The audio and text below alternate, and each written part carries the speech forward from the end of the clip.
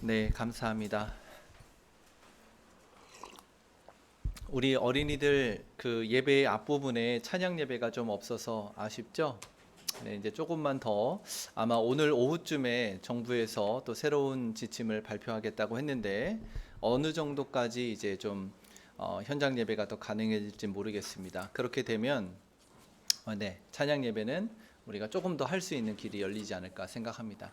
우리 이제 어린이부는 우리는 이제 평소에 찬양 예배를 하고 가는데 지금 이 상태에서 이제 어린이부 시간이 된 겁니다. 네, 여러분이 이제 네, 화면에 나와도 되니까 일어나서 가세요. 얼마나 좋아요. 이럴 때 나오죠. 네, 우리 연우도 이렇게 와서 같이 어린이부 가는 모습이 너무 좋습니다. 아, 우리 가정에 계신 성도님들은 가족들과 또 우리 현장에 있는 우리 성도님들은 앞뒤 또 좌우에 계신 성도님들과 같이 그래도 이렇게 목례로 인사를 좀 나눴으면 좋겠습니다. 다 같이 마스크를 쓰고 있지만 환영합니다. 반갑습니다. 너무 오래간만에 이렇게 만나 뵙게 돼서 너무 축복합니다.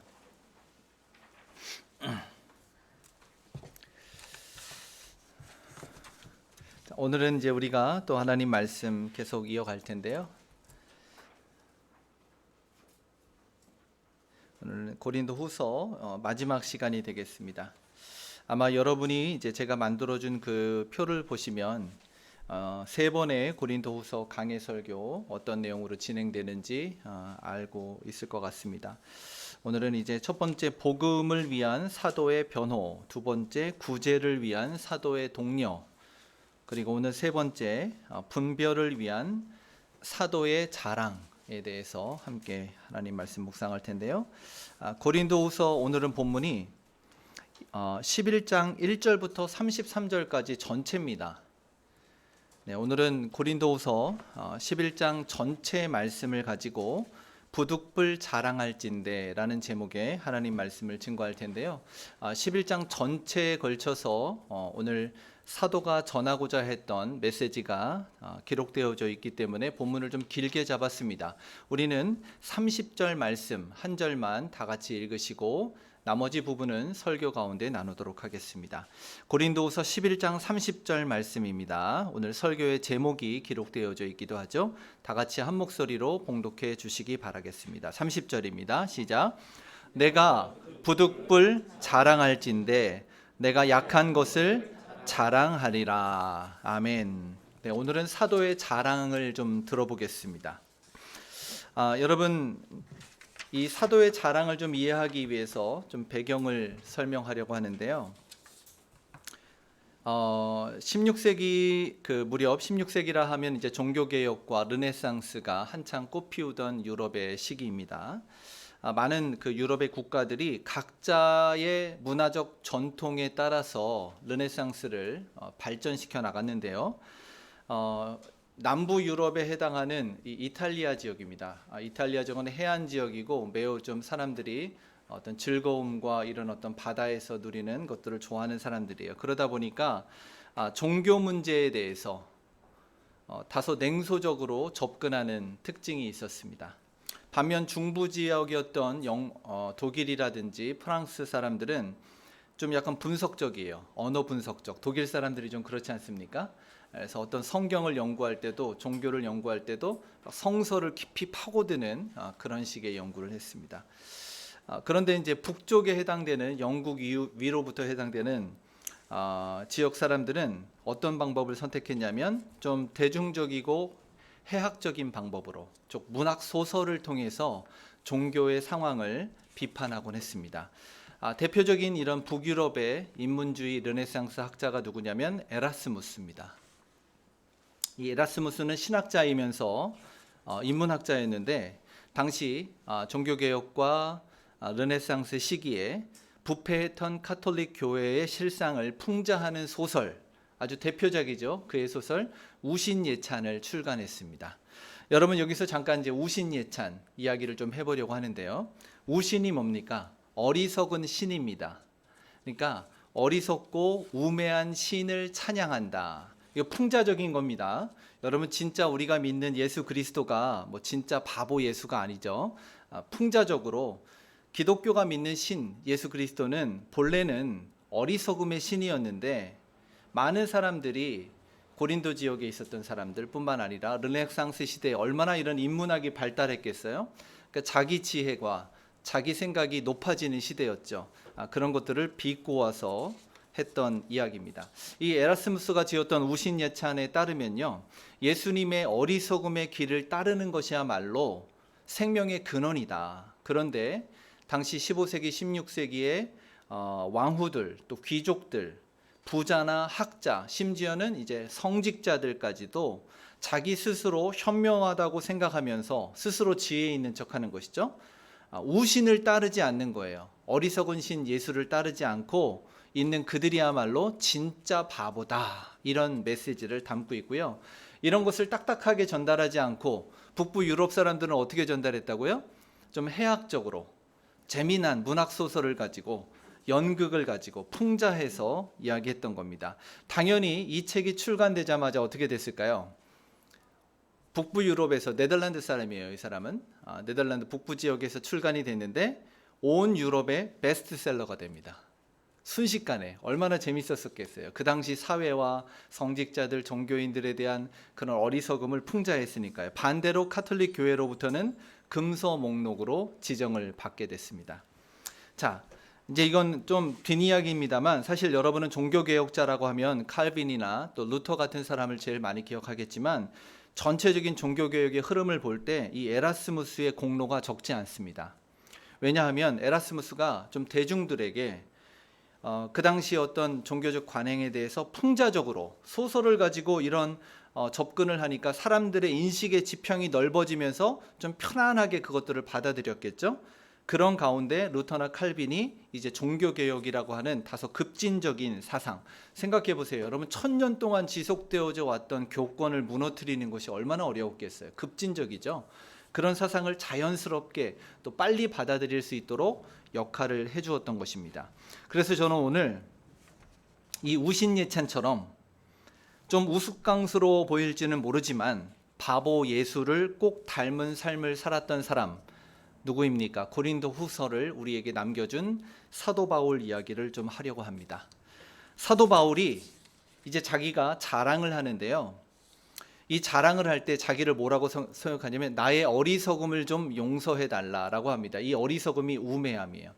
내가 좀 어리석은 행동, 우매한 짓을 좀 할 테니 좀 여러분 이해해 달라. 왜? 자기가 그동안 고린도 사람들, 그 지식인들이 행하던 것이 어리석다고 비난했는데, 이제 내가 그런 모습대로 나도 한번 자랑을 똑같이 해보겠다, 이런 의미가 되겠습니다. 자, 이 자랑의 목적이 있어요. 이 자랑의 목적은 오늘 본문 여러분 제가 부제목으로 여러분에게 소개해드렸던 것처럼 분별을 위한 사도의 자랑입니다. 진짜 자기를 자랑하는 게 아니고 분별, 하도 그 당시에 거짓 사도들이 자기 자랑하기에 바쁘니까 사도 바울이 나도 그들이 사용하는 어리석은 방법으로, 나를 자랑하는 방법으로 진짜 참 사도가 누구인지를 좀 분별할 줄 알게 되기를 바란다, 이런 뜻입니다. 오늘은 사도에 관한 분별입니다만 사실 이 말씀은 모든 것에 다 해당됩니다. 목회자를 분별할 때, 좋은 리더를 분별할 때, 또 여러분이 아마 우리 청소년들은, 아직 결혼하지 않으신 우리 형제 자매님들은 나중에 배우자를 선택하거나 분별할 때도, 어떤 영적인 사람을 분별할 때도 다 해당되는 원리가 돼요. 자, 우리 그럼 한번 찾아가 보도록 하겠습니다. 자, 첫 번째, 그럼 제가 좀 비교를 할 텐데요. 마침 우리 현장 예배 계신 분들도 자막이 있어서 좀 다행입니다. 자, 사도는 무엇을 자랑하냐면요, 자신의 겸손과 값없는 사역을 자랑합니다. 이것은 어떤 것에 대한 대비책인가?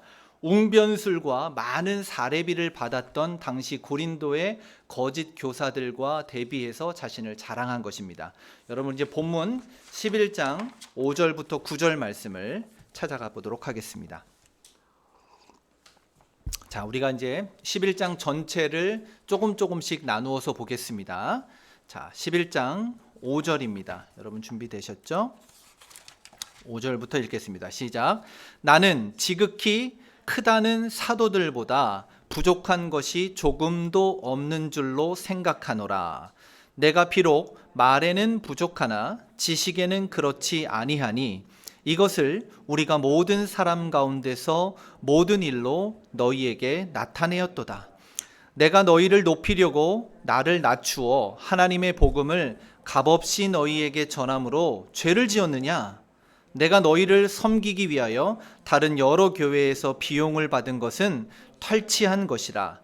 또 내가 너희와 함께 있을 때 비용이 부족하였으되 아무에게도 누를 끼치지 아니하였음은 마게도냐에서 온 형제들이 나의 부족한 것을 보충하였음이라. 내가 모든 일에 너희에게 폐를 끼치지 않기 위하여 스스로 조심하였고 또 조심하리라. 네, 이 부분이 이제 첫 번째 사도 바울의 변론의 핵심 부분입니다. 성도 여러분, 자, 바울의 대적자들이 있었어요. 거짓 교사들이죠. 특히 고린도 지역에 있었던 그들은 바울을 공격했던 첫 번째 이유가 있었는데, 그것은 바울이 아무런 비용을 받지 않고 복음을 값없이 전한다는 이유에서였습니다. 자, 다시 말하면 당시 거짓 선생들은 많은 강사료를 받는 것을 자랑으로 여겼던 시대예요. 이해가 되시죠? 왜냐하면요, 고린도 지역은 전통적으로 웅변술이나 수사학이 매우 발달한 도시였습니다. 따라서 이 뛰어난 화술을 가지고 강연을 하거나 또 재미있는 이야기 보따리를 풀어놓는 이야기꾼이 있죠. 그런 이야기꾼일수록 더 많은 강사료를 받는 것을 당연하게 여기고 자랑으로 여겼던 시대예요. 자, 그러다 보니까 이 고린도라고 하는 사회에 영향을 받은 교회 안에 부작용이 발생을 했습니다. 무엇일까요? 재미있게 전달하고 어떤 뛰어난 화술, 웅변술을 가지고 표현하는 사람들이 인기를 끌고 인정을 받게 되다 보니까 가르치는 내용보다는 말하는 기술이 더 화려하거나 유창한 사람, 또 이야기를 좀 재미있게 부풀려서 각색을 잘하는 사람이 인기를 누리게 되고 더 많은 보수를 사례를 받게 되는 사회가 되었다는 거예요. 자, 오늘은 그래서 제가 여러분 좀 재미있는 표현을 해보려고 합니다. 우리 학생들 아마 학교를 다니면 수학 시간에 공식을 배울 거예요. 피타고라스의 정의, 제1법칙, 2법칙 이런 걸 배울 겁니다. 네, 우리 학생들 이런 공식만 들어도 좀 싫죠? 근데 거기서 제가 힌트를 좀 따왔어요. 그래서 고린도에는 몇 가지 법칙이 성행했어요. 그래서 여러분 고린도의 제1법칙이라고 써드렸죠? 어떤 법칙이었냐면요, 이런 문화 속에서 비용을 많이 받을수록 가치가 높은 것이다. 이해가 되시죠? 또 좀 우리 현대적으로 표현하면 값이 가격이 높을수록 품질이 더 좋을 거야. 이런 것들이 받아들여지는 거예요. 또 목회자로 하자면 사례비를 많이 받는 사람이 더 그가 전하는 메시지가 더 좋은 메시지일 거야. 건물이 더 화려하고 좋으면 그 교회가 아주 훌륭한 교회일 거야. 이런 문화가, 이런 법칙이 통용되던 사회였다는 거예요. 자, 그에 반해서 사도 바울은 오늘의 주제처럼 그야말로 바보 같았습니다. 왜냐하면 사례비를 받지 않고 고린도에서 전도 사역을 감당했거든요. 자, 그래서 바울이요, 이제 그동안은 성도들이 자신의 이 사역을 잘 이해하지 못했을 때는 자랑하지 않다가 이제는 비로소 자랑합니다. 5절부터 한번 다시 한번 성경 본문을 보세요. 5절에 뭐라고 하죠? 자, 나는 지극히 크다는 저 사도들, 그러니까 그 거짓 사도들보다 부족한 것이 조금도 없다라고 말하면서 비록 6절에 보십시오. 나는 말에는 부족하지만, 그러니까 그 사람들처럼 웅변술 화려하게 막 재미있게 꾸며서 표현하는 것은 좀 부족하지만 하나님을 아는 지식에는 절대 그렇지 않다. 내가 너희들에게 가르쳤던 이 복음의 지식은 얼마나 이것은 다른 것과 비교할 수 없는 것이다 라고 말하는 거예요. 자, 그럼에도 불구하고 7절을 조금 더 이어서 보겠습니다. 그럼에도 불구하고 그럼 내가 왜 이렇게 가치 있는 하나님의 지식을 너희들에게 값없이 사례비를 받지 않고 가르쳤는가? 7절을 한번 읽어볼까요? 시작. 내가 너희를 높이려고 나를 낮추어 하나님의 복음을 값없이 너희에게 전함으로 죄를 지었느냐? 자기 스스로 낮추고 너희들을 위해서 하나님의 복음을 값없이 전했다라고 말하면서 좀 반문을 해요. 내가 그럼 죄 지은 거냐? 이렇게 말하는 거예요. 성도 여러분, 여러분 보기에는 누가 진짜 사도 같습니까? 여러분이 만약에 목회자를 분별하고 어떤 사람을 분별한다면 어떤 사람을 여러분 선택하겠습니까? 고린도의 문화에 물든 한국 교회를 저는 참 많이 봅니다. 아마 우리 대한민국의 이 고린도와 같은 유사한 지역을 찾으라고 한다면 모두 다 그런 건 아닙니다. 여러분 꼭 오해하지는 마십시오. 예를 들면 강남 지역적으로 보자면 목동, 여의도 이런 지역일 거예요. 실제로 그런 곳에서 이런 고린도 교회와 같은 유사한 사례들이 많이 발생해요. 목동에 있었던 제2교회에서는요, 한 10년 전 일입니다. 담임 목사님이니까 주일 설교도 하고 성도들 가르치고 금요 예배도 인도하겠죠. 때로는 어떤 특강도 할 겁니다. 주제를 따라서. 그래서 이 부흥 강사, 그러니까 부흥 집회 같은 것을 인도했는데 한 회당 수백만 원의 강사료를 별도로, 사례비와 별도로 받은 것 때문에 교회에 여러 번 분쟁을 일으켰던 적이 있어요. 한 10년 됐어요. 지금은 이제 안정화돼서 두 교회로 분리가 됐습니다. 여의도에 있는 S교회 같은 경우는요, 목사님의 퇴직금이 200억이었습니다. 공식적으로 받은 퇴직금만 200억이고요. 퇴직을 했으니까 이제 원로가 됐겠죠. 원로가 됐으니까 이 교회는 대형 교회라서 전국에 지교회가 있습니다. 그래서 이제 원로 목사님을 한번 지교회에 초청하는 게 얼마나 그 성도들이 직접 원로 목사님을 만나서 말씀을 듣고 싶은 그런 또 갈망이 있겠어요. 순회 강연비를 받는데 1회당 500만 원씩을 받습니다. 강남에 있는 S교회는요, 강사비를 많이 주기로 유명한 교회입니다. 저에게도 섭외가 옵니다. 왜 그런가?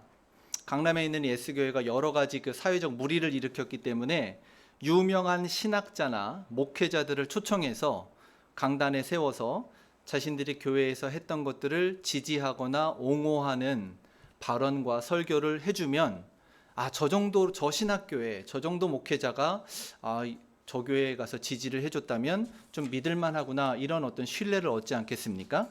그래서 강사비가 제일 높기로 유명합니다. 서로 가려고 합니다. 1회당 수백만 원 이상의 강사료를 받습니다.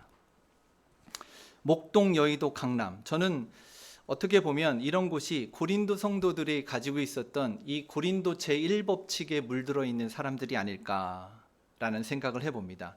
물론 여러분, 여기서 우리가 기억해야 될 것은 사역자들에게 정상적인 사례를 주는 것은 마땅한 일입니다.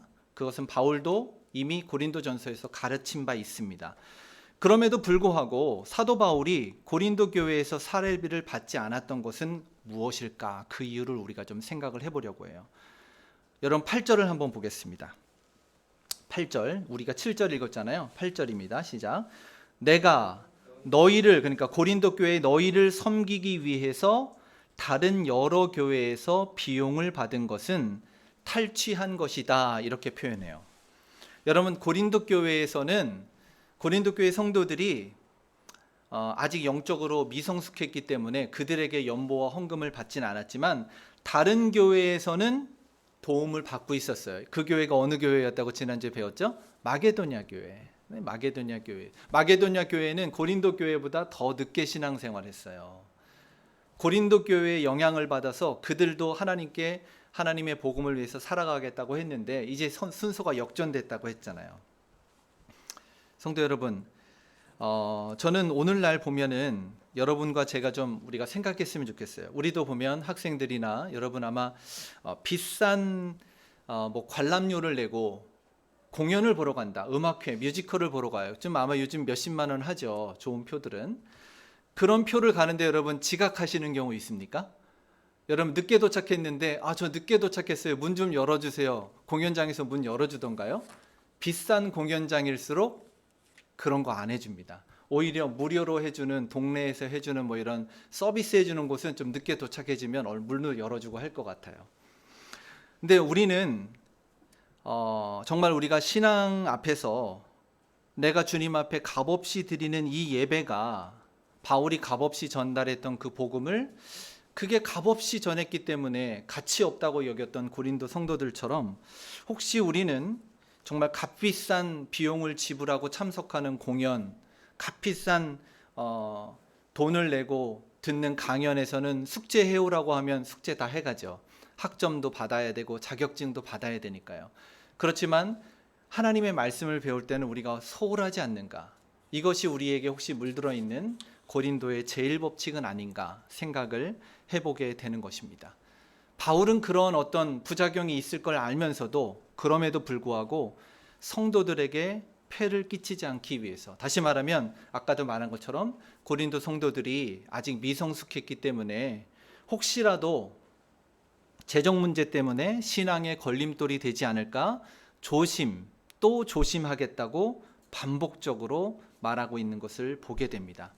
사랑하는 성도 여러분, 저는 우리 교회가 좀 이 고린도의 제1법칙을 좀 기억했으면 좋겠습니다. 저는 개인적으로 오늘은 이 고린도후서 설교하면서 평소의 강의 설교와 좀 달리 좀 우리 교회 이야기를 좀 하려고 해요.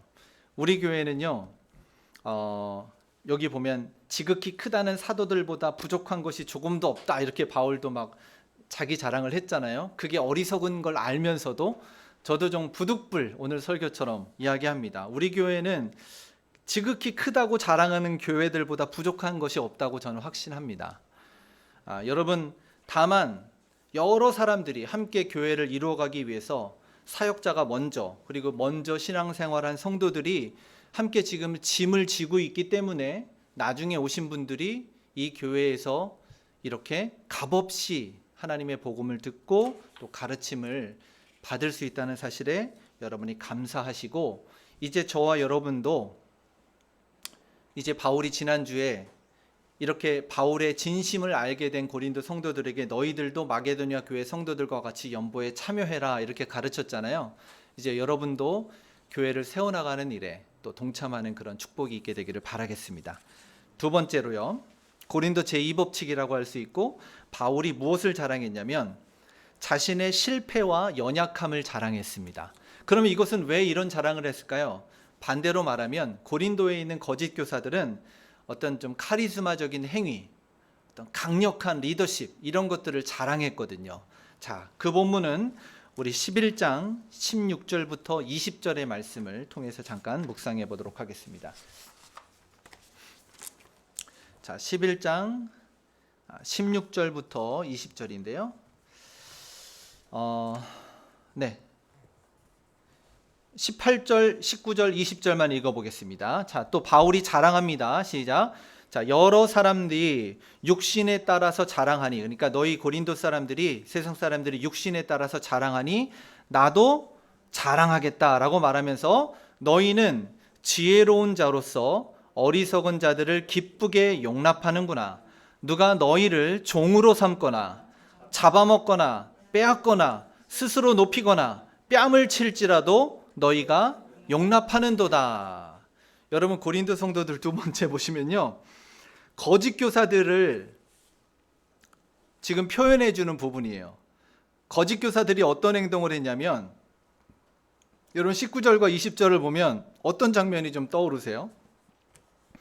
성도들에게 너희가, 거짓 교사들이 너희를 종으로 삼고 잡아먹고 빼앗고 스스로 높이고 막 뺨을 치더라도 너희가 가만히 있었다라는 거예요.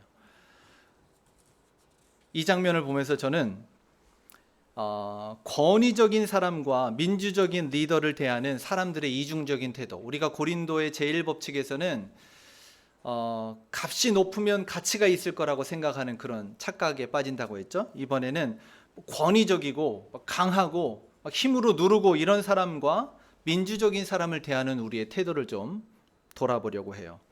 무슨 뜻인가 하니, 독재적이거나 권위적인 사람 밑에서는 고린도 성도들이 어떻게 했냐면 종으로 있어도 만족했어요.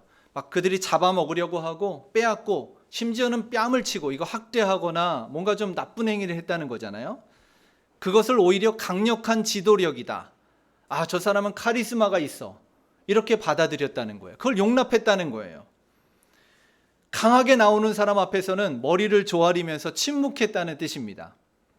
반면에 민주적인 방법으로, 여러분이 회사에서 민주적인 방법으로 회사를 경영하거나 또는 겸손한 자세로 사역을 하는 목회자에게는 오히려 작은 것 하나도 그냥 자기 주장만 내세우는 그런 고린도 교회 성도들의 모습을 바울이 지금 가르쳐주고 있는 거예요.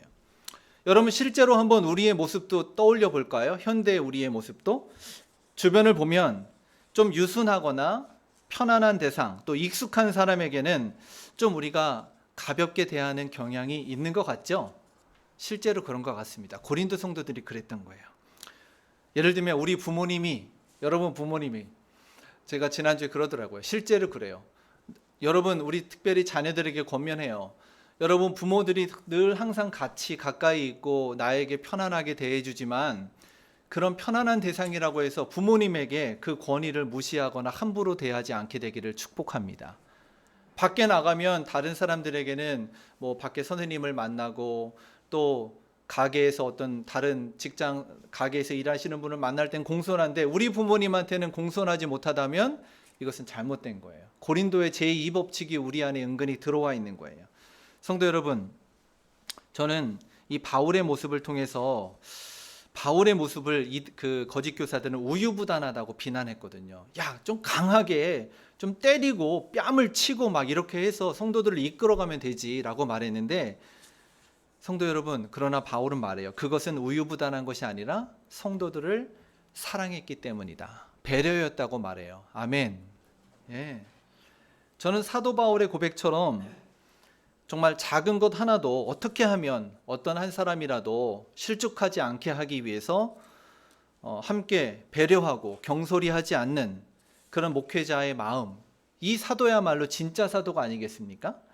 여러분이 그런 사도와 함께 동역해주는 성도들이 되시기를 주의 이름으로 축원합니다. 고린도의 제2법칙은 아마 이것쯤으로 기록을 해두면 될 것 같아요. 사람들은 생각해요. 뭐 좋은 리더란 강력하고 완벽하고 어떤 성과를 만들어내는 사람이 아닐까 이런 생각을 갖는다는 거예요. 그러니까 그 사람 앞에서는 머리를 조아리는 것이죠. 하지만 오늘 사도 바울은 이러한 고린도의 거짓 교사들과 대비해서 자신의 어떤 부분을 부득불 자랑했다고 오늘 기록하고 있습니까? 나의 약한 것을 자랑한다 라고 기록하고 있습니다. 바울의 약함을 자랑해요. 여러분 강한 것이 우대받는 사회에서 나의 약함을 자랑한다. 얼마나 바보짓이에요. 오늘은 그래서 우신 예찬이에요. 성도 여러분, 우리의 어리석음을 찬양하는 아침이 되기를 축복합니다. 구체적으로 바울이 어떤 약함을 자랑했는가 우리가 좀 본문에서 찾아보려고 하는데요. 여러분 페이스북을 보시면 제가 2개를 적어드렸어요. 여러분 대사도입니다. 정말 바울 사도는 12사도들 바울 사도가 어느 정도의 대사도냐면 사도 중에 첫째라고 하는 베드로 사도를 막 훈계하고 혼낼 정도의 권위가 있었던 사도였어요. 자, 그런 사도 바울이 자신의 약함을 자랑하면서 2가지를 예를 들어요. 30절부터 33절을 딱 빨리 보겠습니다. 자, 오늘 설교 제목이 여기 있었죠? 읽어볼까요? 시작. 내가 부득불 자랑할진대 내가 약한 것을 자랑하리라. 주 예수의 아버지 영원히 찬송할 하나님이 내가 거짓말 아니하는 것을 아시느니라. 다메섹에서 아레다 왕의 고관이 나를 잡으려고 다메섹 성을 지켰으나 나는 광주리를 타고 들창문으로 성벽을 내려가 그 손에서 벗어났도다. 이거 도망갔도다 이런 뜻이에요. 바울이 먼저 자신의 약함에 대해서 자랑하겠다고 하는데요. 2가지 예를 들어요. 영적인 실패를 했던 경험, 또 자신의 육체가 연약한 걸 나눠요. 어떤 실패가 있었냐면 지금 다메섹이 등장하죠. 네, 원래 여러분 바울이 회심하기 전에 이름이 사울이었잖아요. 사울은 율법의 열심이었기 때문에 그리스도인들을 옥에 잡아넣기 위해서 그리스도인들을 잡으러 가는 길이었어요. 그때 다메섹에서 부활하신 예수님을 만났죠. 회심했어요. 회심을 경험한 바울이 그 즉시로 놀랍게도 예수님의 복음을 증거하기 시작했습니다. 완전 180도 다른 사람이 된 거죠. 이 소식을 누가 들었냐면 다메섹 왕 아레다 왕이 들었습니다. 다메섹 왕 아레다 왕이에요. 그는 당연히 그리스도인들을 미워하죠. 따라서 갑자기 사도 사울이 회심을 해서 복음을 전한다는 소식을 듣고 고관들을 보내서 사울을 잡아들이라는 명령을 내렸어요. 그때 사울이 어떻게 했냐면 오늘 본문 33절에 기록한 것처럼 그 다메섹 성에 있다가 나를 잡으러 오니까 광주리를 타고 성벽 그 들 창문으로 바깥쪽으로 광주리를 타고 내려가서 내가 도망갔었다. 그 얘기. 여러분, 이게 14년 전 일이에요. 지금 고린도 교회 성도들을 목회하기 이전에 자기가 회심한 게 14년 전 일이거든요. 여러분, 지금 대사도가 된 사도 바울이 굳이 14년 전에 자기가 초신자일 때, 처음 예수님 만났을 때 갑자기 복음을 전하는데 왕이 고관들을 보내서 자기를 잡으러 와요. 어쩔 수 없이 도망간 건 맞지만 어쨌든 바울은 스스로 그것조차도 내가 부끄럽게 복음을 전하다가 창문으로 도망을 간 적이 있었다. 내가 그걸 자랑한다. 나는 그렇게 연약한 사람이다. 라고 말하는 거예요. 여러분, 이게 얼마나 놀라운 것인지 압니까? 14년 전에 자기 허물을 굳이 들추어낼 필요가 없는 사도예요. 성도 여러분, 저는 이것이 실패가 나눠지는 공동체, 실패가 나눠지는 교회, 이것이야말로 정말 하나님께서 우리에게 주시는 아름다운 공동체의 모습이 아닐까라고 생각을 해봅니다. 사람들은 교회 안에서 좀 완벽함, 그렇죠? 여기를 꼭 리더로만 생각하지 말라고 그랬어요. 오늘 이제 사도를 분별하는 거지만 성도들 간에 또는 뭐 내가 나중에 결혼할 배우자를 선택할 때 다 마찬가지예요. 자꾸 겉으로 강력한 모습, 완전한 모습, 실패가 없는 모습, 좋은 성과를 낸 모습, 그것을 강조하다 보면요, 어떻게 될까요? 자기의 진짜 모습을 감추게 되고 자꾸 가면을 쓰게 돼요. 교회가 그런 곳이 되잖아요. 그럼 거기가 바로 바리새인이고 거기가 바로 대제사장과 바리새인들이 모인 종교적이고 율법적인 집단이 되고 마는 거예요. 내가 실패한 것을 나누지 못한다면 좋은 교회가 아닙니다. 자신의 육체의 연약함도 나눴어요. 나중에 여러분 찾아보세요. 12장 7, 8절에 보면 내가 안질이 있었는데 하나님께 안질을 고쳐달라고 3번이나 기도했는데, 여러분 대사도예요. 그러면 주로 여러분 목장 모임을 하던, 우리 교회는 목장 모임이라고 하니까 목장 모임을 할 때 여러분 성도들을 만났을 때 장로님이에요. 안수 집사님이에요. 그러면 어떤 걸 좀 나누고 싶어요? 내가 영적으로 하나님께 기도했더니 응답받은 거, 사회에서 좀 잘된 거, 성공한 거 나누고 싶겠죠. 그게 고린도의 제2법칙이에요. 그런데 바울은 내가 있잖아, 안질이 있었는데 하나님께 3번이나 기도했는데 하나님이 안 들어주셨어. 여러분, 이런 걸 나누는 거예요. 이게 바본 거예요. 성도 여러분, 제가 여러분에게 목장 예배를 가르칠 때 그런 얘기를 했습니다. 우리의 목장 예배는 간증하는 시간이 되어야 합니다. 그런데 이 간증이라고 하는 것은 고린도 제2법칙처럼 완전하고 강력하고 내가 기도했더니 모든 것이 응답되고 내가 사회에서 성공하고 나는 육적으로도 연약함이 없고 시험에 한 번도 들은 적도 없고 도망간 적도 없고 그런 걸 나누는 시간이 아니라 뭐라고 했습니까? 말씀대로 살아보려고 노력했는데 그 중에서 내가 실패하기도 했습니다. 그렇지만 실패하는 중에 또 이 한 가지는 내가 정말 성공적으로 하나님의 뜻을 이루어냈습니다. 성도 여러분, 이게 진짜 간증인 것을 여러분 믿게 되시기를 축원합니다. 우리는 자꾸 이 고린도의 문화로부터 벗어나려고 해야 돼요. 2000년이 흘렀지만 지금도 너무나도 똑같은 것 같아요. 바울이요, 14년 전에 자기가 전도하다가 도망간 일, 하나님께 기도했는데 기도응답 받지 않은 일, 왜 나눴겠어요? 자신의 약함을 나누었던 것을 기억하시기 바랍니다. 3번째요, 우리 하나만 더 보겠습니다. 21절부터 28절을 볼 텐데요. 여러분 또 이렇게 기록해 주십시오. 고린도의 거짓 교사들은 혈통과 능력, 학식 이런 것들을 자랑했다면 바울은 희생적인 자기의 삶, 희생적인 자기의 사역을 자랑을 합니다. 이거 부득불 자랑하는 겁니다. 자, 21절부터 28절인데요. 우리 21절, 22절만 먼저 읽어보도록 하겠습니다. 고린도 후서 11장 21절, 22절입니다. 다 같이 한번 봉독하겠습니다. 시작. 나는 우리가 약한 것 같이 욕되게 말하노라. 그러나 누가 무슨 일에 담대하면 어리석은 말이나마 나도 대답하리. 21절 그거예요. 내가 좀 욕되게 되고 좀 어리석게 보일지라도 나도 좀 한번 이번엔 자랑해 보겠다. 너네들 방식으로. 22절 시작. 그들이 히브리인이냐? 나도 그러하다. 그들이 이스라엘이냐? 나도 그러하며 그들이 아브라함의 후손이냐? 나도 그러하다. 여러분, 고린도의 거짓 교사들은 어떤 걸 자랑했어요? 나 히브리 사람이야. 나 이스라엘 사람이야. 나 아브라함의 후손이야. 거짓 교사들이 자신의 혈통과 능력과 학식과 이런 것들을 자랑했던 거예요. 히브리인이라고 하는 자랑은 혈통적인 거예요. 그러니까 지금 고린도는 이스라엘과 떨어진, 지금 여기 그리스의 아랫부분이란 말이죠. 그러니까 이게 유대인의 입장에서는 혈통적으로 이방인이에요. 그 교회, 고린도 교회에 그러면 여러분 이방인도 있고 유대인도 있었을 거예요. 그런데 그 가운데 야, 나는 유대인이야, 이렇게 말하는 거예요.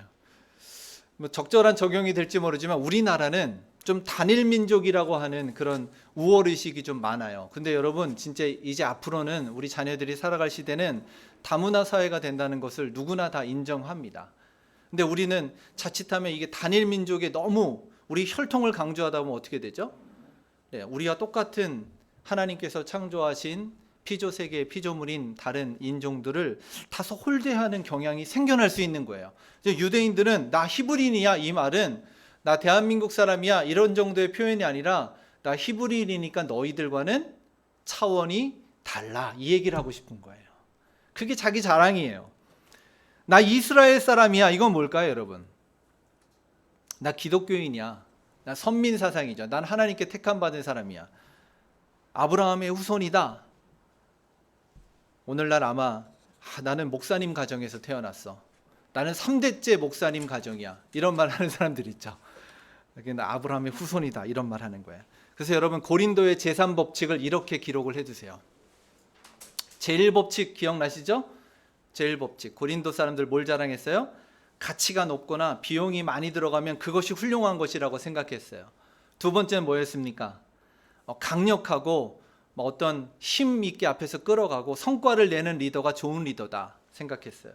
세 번째는, 고린도의 세 번째 법칙은 외모를 보고 사람을 평가한다는 거예요. 이때 외모라는 것은 그 사람의 출신이나 또 학식, 재물, 혈통 이런 걸 다 보는 거예요. 그 사람의 외모만 보고 히브리 사람이구나, 아브라함의 후손이구나 라고 평가했던, 그것만 봐요. 그러나 여러분, 에라스무스가 당시 15세기, 16세기 사회를 풍자소설로 풍자했던 것처럼 우리도 얼마든지 이 외모, 출신과 학식과 재물을 보고 사람을 평가하는 것이 어리석은 짓인가, 우리도 풍자할 수 있을 거예요. 아마 이것을 동의하지 않는 사람은 없을 거고요. 만약에 동의하지 않는다면 우리가 신앙을 제대로 하고 있는지 점검해 봐야 돼요. 여러분, 출신과 재물이 정말 그 사람을 보고 평가할 모든 척도입니까? 목사님, 장로님 가문은 믿음이 다 그렇게 좋던가요? 저는 목사님 가정도 아니고 장로님 가정도 아니었는데요. 그럼 여러분 어떻게 설명하시겠어요? 여러분, 그러면 정말 출신이 그렇게 중요합니까? 가난한 가정에서 태어난 사람은 정말 좋은 인물이 될 수 없나요? 저는 가난하게 자랐는데요, 어렸을 때. 학식은 어떤가요? 우리나라에선 주로 서울대학을 다 가고 싶어 하니까. 서울대학에 들어가면 정말 훌륭한 사람이 됩니까? 여러분, 아쉽게도 여러분이 지금 지상파 뉴스에서 접하고 있는 많은 정치인들이, 많은 사람들이 서울대 출신인데요, 국민들에게 그렇게 좋은 평가를 받고 있나요? 그렇지 않아요. 그게 전부가 아니에요. 여러분, 오히려 이 사람이 사도 바울처럼 자신의 희생적인 삶을 보이기보다는 출신이나 능력이나 외모를 자랑하고 있다는 것은, 여러분이 배우자를 만나든 어떤 사람을 만났는데 자기 출신과 외모와 가문을 막 먼저 늘어놓아요. 그건 어떤 뜻인가? 나는 남보다 높은 사람이야. 나는 너희와 달라. 이거 말하고 싶은 거예요. 메시지가 그거예요. 성도 여러분, 중요한 리더의 덕목 어떤 것이라고 여러분 생각합니까? 저는 목회자라면 얼마나 진실한 사역을 하는가. 그래서 따라서 바울도 이 부분에서 다시 한번 부득불 내가 자랑한다 라고 하면서 너희들이 참 교사와 거짓 교사를 구분하기 위해서 내가 정말 다시 한번 자랑한다 이렇게 말하면서 21절부터 22절 이렇게 말합니다. 우리가 안 읽었지만 이 부분은 제가 읽으면서 설명을 할게요. 자, 그들이 히브리인이냐? 나도 히브리인이다. 그들이 이스라엘 사람이냐? 나도 그러하다. 그들이 아브라함의 후손이냐? 나도 그렇다. 여러분, 그렇다면 바울은 어떤 뜻이죠? 나도 이러한 일반적인 사회적인 조건은 충분히 다 갖춘 사람이다라는 거예요. 실제로 바울은 배우기도 많이 배웠어요. 가말리알의 제자였다고 했잖아요. 오늘날로 말하면 아마 신학 박사 정도 됐을 거예요. 바울은 로마의 시민권을 가지고 있었어요. 아버지가 로마의 상인이었거든요. 그래서 많은 재물을 벌었어요. 여러분 그거 모르셨죠? 아버지가 상인이었어요. 그 당시에는 상인들이 많은 재물, 그 가장 부유한 층이에요. 귀족들이 어떤 신분적으로 높은 사람들이라면 상인들이 많은 돈, 그 배를 가지고 상업을 했단 말이죠. 그러니까 나도 다 그런 거 갖췄다는 거예요. 그런데 바울은 나도 그거 다 갖췄지만 그걸 자랑하는 것이 아니라 지금부터 무엇을 자랑하는지 보십시오. 자, 23절부터 이어 보겠습니다. 그들이 그리스도의 일꾼이냐 정신없는 말을 하거니와. 바울이 좀 과격하죠. 야, 그 정신없는 소리다 이렇게 말해요. 나는 더욱 그러하다. 내가 수고를 넘치도록 하고 옥에도 갇히고 매도 수없이 맞고 여러 번 죽을 뻔하고 유대인에게 40에 하나 감한 매를 5번이나 맞고 3번 태장으로 맞고 1번 돌로 맞고 3번 파선하고 여러 여행 가운데 강도의 위협과 동족의 위협과 이방인의 위협을 다 받았으며 27절에 가면 여러 번 잠도 못 자고 줄이고 굶주리고 춥고 헐벗었다라고 말해요. 지금 바울이 무엇을 자랑하고 있죠? 혈통과 학식을 자랑하는 것이 아니라 내가 얼마나 하나님의 복음 사역을 위해서 진실하게 헌신과 희생적인 삶을 살았는가라고 말하는 거예요. 저는 이 바울의 모습이 여러분 좋은 리더 또는 좋은 성도의 모습을 분별하는 가장 중요한 척도라고 믿습니다. 이 바울이 성도들을 향한 마음이 어느 정도나 간절했냐면요. 저는 28절 말씀이 가장 그 중에서도 와 닿아요. 28절을 제가 공동 번역으로 한번 읽어 드릴게요. 여러분 우리가 읽는 성경은 이제 개역 개정 개신교의 성경인데 공동 번역은 개신교와 카톨릭이 함께 공동 작업으로 번역한 거예요. 이 공동 번역이 때로는 아주 좋은 그 본문의 의미를 잘 살리고 있거든요. 자, 28절을 공동 번역으로 보면 이래요. 우리 성경에는 자, 내가 이런 고난받는 일은 다 고사하고 날마다 내 속에 눌린 일이 있어서 곧 모든 교회를 위하여 염려하고 있다. 내가 너희들을 위한 항상 염려하는 마음이 있다. 이렇게 기록하는데 공동 번역은 조금 더 구체적으로 말해요. 이런 일들은 제쳐놓고라도 나는 매일같이 여러 교회들에 대한 걱정에 짓눌려서 고통을 당하고 있다. 이렇게 말해요. 무슨 말입니까? 내가 여러 번 죽을 뻔하고 파선하고 강의 위험과 자지 못함과 굶주림을 당하고 있지만 그것은 다 제쳐놓고라도 나는 매일매일 밤을 교회들, 성도들이 여러분이 신앙 안에서 바르게 자라날 수 있도록 그런 거에 대한 걱정 때문에 그 짓눌려서 고통당하며 살아가고 있다. 이렇게 말하는 거예요. 여러분 지금 이 장면이 바울이 자신의 사역을 처음으로 자랑한 장면이에요. 이 앞뒤로는요 자랑하지 않았어요. 고린도 후서 말씀이 그래서 귀합니다. 사랑하는 성도 여러분, 자기 출신과 학벌 자랑하는 목회자를 선택하겠습니까? 여러분이 이제 나중에 언젠가 수십 년 지나면 우리 교회도 잘 성장을 하면 또 후임 목사님을 청빙할 때가 올 거 아닙니까? 출신과 학벌을 자랑하는 목사님을 선택하겠습니까? 성도들을 위해서 이런 고통을 감내하는 목사님을 선택하겠습니까? 여러분, 우리의 관점을 자꾸 바꿔야 돼요. 그런데도 고린도 성도들은 안타깝게도 바울보다는 처음엔 누구를 더 따랐던 것 같아요? 이런 거짓 교사들을 따랐던 것 같아요. 바울의 마음이 얼마나 아팠을까 이런 생각을 합니다. 저도 지금 바울이 이렇게 나열했던 것처럼 사실 제 설교 원고에는 한 5가지 예화가 쭉 나열이 돼 있어요. 근데 시간상 제가 다 읽지는 않겠습니다. 얼마나 바울의 마음이 아프고 답답했을까.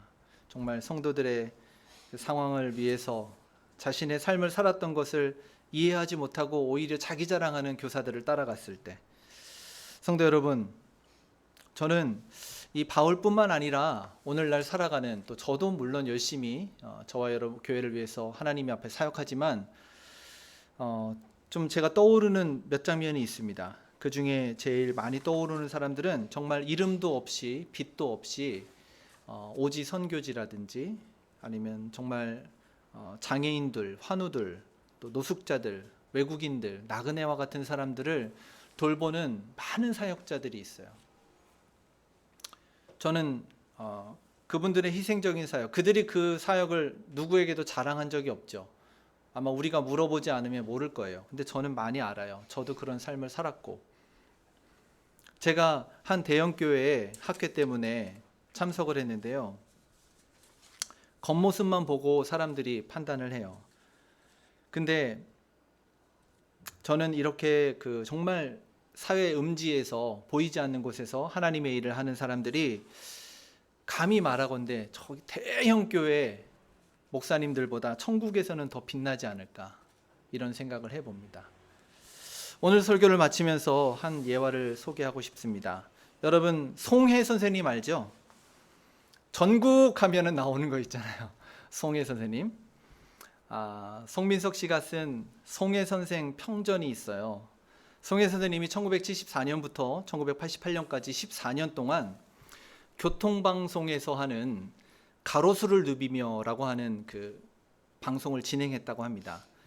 그런데 어느 날 자신의 20살 된 만 20살이었던 아들이 뺑소니 교통사고로 사망하는 일이 벌어졌어요. 교통방송을 진행하는데 교통사고를 당한 거예요. 근데 그 당시에 이 사고를 주변에서 목격한 사람이 있었다고 해요. 누구냐면 또 여러분 다 알아요. 가족 오락관 했던 사람 누구죠? MC 허참 씨입니다. 이 허참 씨를 비롯해서 주변의 목격자들이 증언한 내용이 이 송해 평전에 기록되어 있는 거예요. 당시 뺑소니 트럭 운전자를 얼마든지 찾아낼 수 있었답니다. 송해 선생님이 그런데 추적을 포기했대요. 이렇게 말했답니다. 트럭을 운전하는 사람이라면 생활이 넉넉지 않을 텐데 내가 그 사람을 찾으면 그 사람 가족은 또 무슨 수로 생계를 유지하나. 그래서 포기했어. 교통방송 가로수를 누비며 14년 동안을 진행하면서 많은 운전자들의 그 희노애락, 그죠? 택시 운전을 하고 트럭 운전을 하는 그 사람들의 고충을 너무너무 누구보다도 잘 알게 된 거예요. 그 밑바닥에서 그 사람들과 대화하다 보니까. 그런데 마침 자신의 아들이 죽었는데 트럭 운전사에게 뺑소니범이었어요.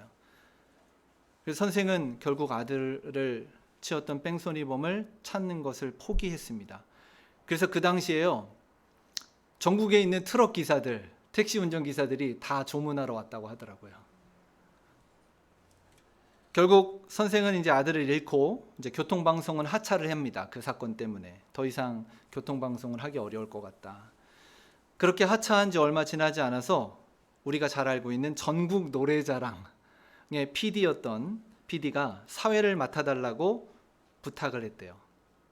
그래서 선생이 내가 이제 자동차 관련된 건 좀 하기 어렵겠고, 그렇다면 서민들의 이 눈물과 애환을 좀 달래주고 싶은 게 노래라고 생각을 해서 이 에라스무스가 독일이나 프랑스의 종교인들처럼 언어적으로 분석적으로 대중들에게 메시지를 전하지 않았잖아요. 이탈리아 사람들처럼 종교의 냉소적인 자세로 지내지 않았어요. 그는 해학적으로 서민들의 눈물과 애환을 달래주는 방식으로 복음의 메시지를 우신예찬에서 다뤘다면 아마 이 송해 선생도 그런 생각을 했던 것 같아요. 노래를 통해서 이제 서민들과 만나고 싶다. 저는 이런 꿈을 갖고 있습니다. 앞으로 저의 평생 동안 사도 바울처럼 정말 이 서민들의 희노애락, 사람들의 아픔과 슬픔을 함께 만져주는 교회, 그런 교회가 됐을 때 비록 사도 바울처럼 제가 여러분 앞에서 이제 앞으로 이 본문이 지나가면 부득불 자랑할 일이 별로 없겠지만 우리 교회가 또 여러분이 그리스도인으로서 하나님 보시기에 칭찬받는 교회가 될 줄로 믿습니다.